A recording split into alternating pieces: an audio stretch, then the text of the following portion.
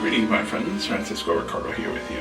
As you can see, we're in the, sanctum of belief. You have to buy into some kind of a religious feeling when we're really talking about art. And I'd like to share with you a letter that I've just received from a friend. This is someone who I really hadn't heard from in a while, and he has quite an extraordinary story to tell. If you don't mind, I'll just go right ahead and read it. It's really something. My friend, by way of background, started out as an academic.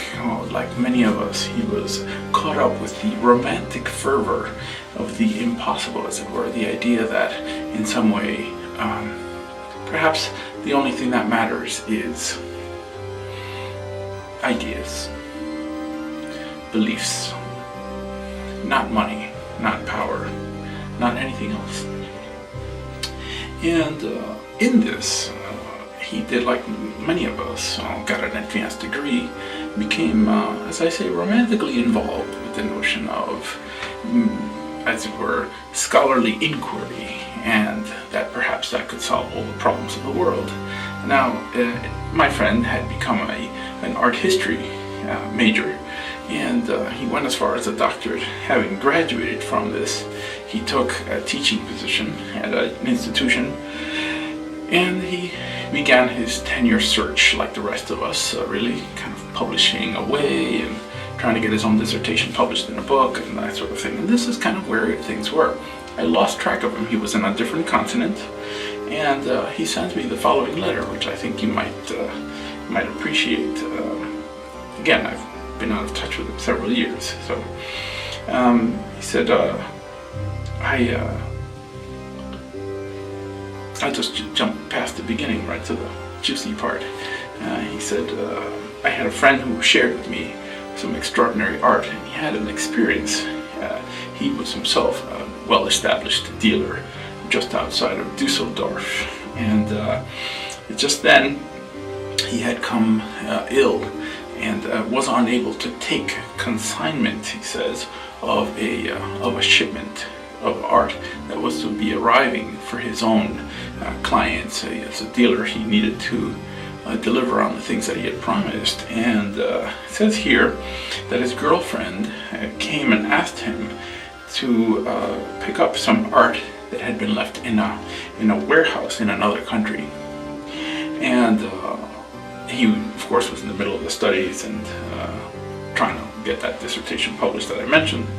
And nonetheless, she told him, though, that if she could help him, if he could help her, she would pay him $8,000, which is a lot of money, especially in that sort of job.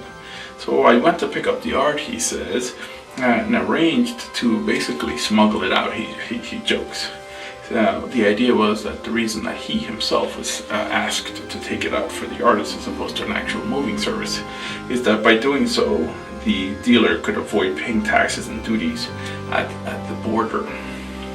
This gets very creative, because then what happens is that he said that rather than taking it through a train or a car where he could be met at the border, he ended up reaching out to a friend of his who was employed on a barge, and they put the art on a barge and crossed over the water, he says. And he said it was a gallery which sold it and paid me the $8,000 immediately, which is actually not a bad way to go. It's kind of traveling with the arts, as it were. A month later, he said, there was another request, and at this point I perhaps should have been suspicious, since the duties were that that the art was about to be charged were actually less than the fee that they were offering me. And he said, the second time the same thing, but in this case they paid him twice as much money.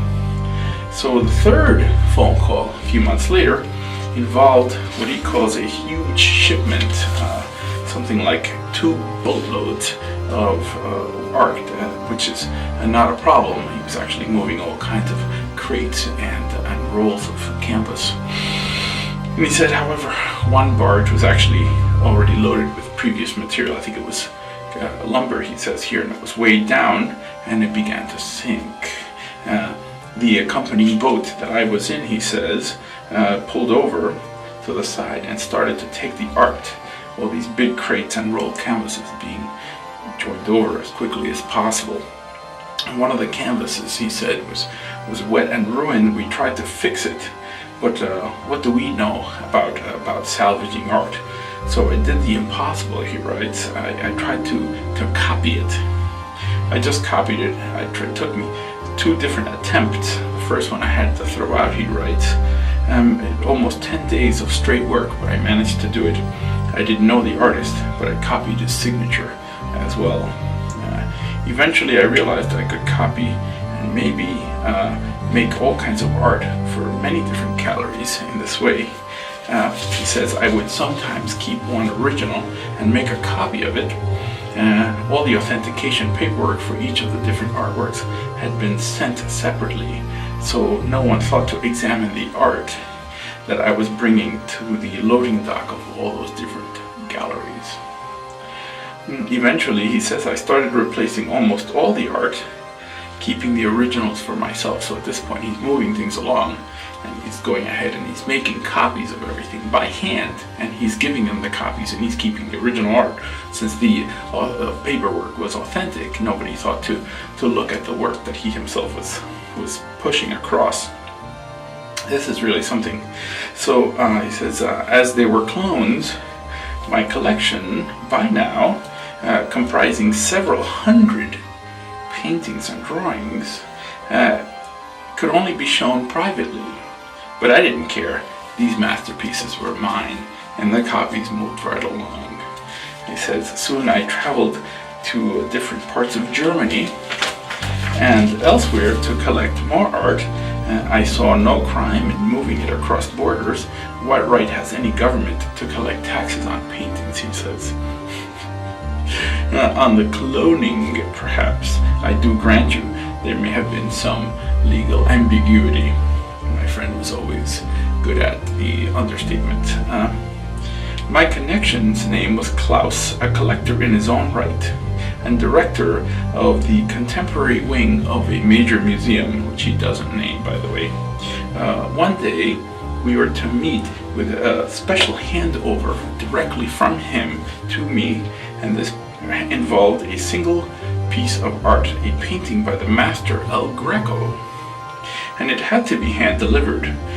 We were to meet near the Van Gogh Museum in Amsterdam for ironic effect. I arrived 3 hours earlier, and I helped myself to the Heineken experience, and he did always love beer. And as I emerged, I saw Klaus moving away from me in a convoy of police cars being driven away. So I went back in for another beer and flew back the next day, where in the morning news I learned that Klaus, who was not a real collector, in fact was not even German, had been a major art forger, painting all of his fakes all over Europe by way of some, as the newspaper calls it, mysterious transport which avoided all of the customs borders. It says, it was then that I realized that my masterpieces were all copies, and that I had become a faker's faker. Just another link in the churning chain of the greedy art market, a mirror image to the industry itself. I haven't heard from him since, although I understand that he's trying to avoid some legal inquiries that have at this point begun to reach his door.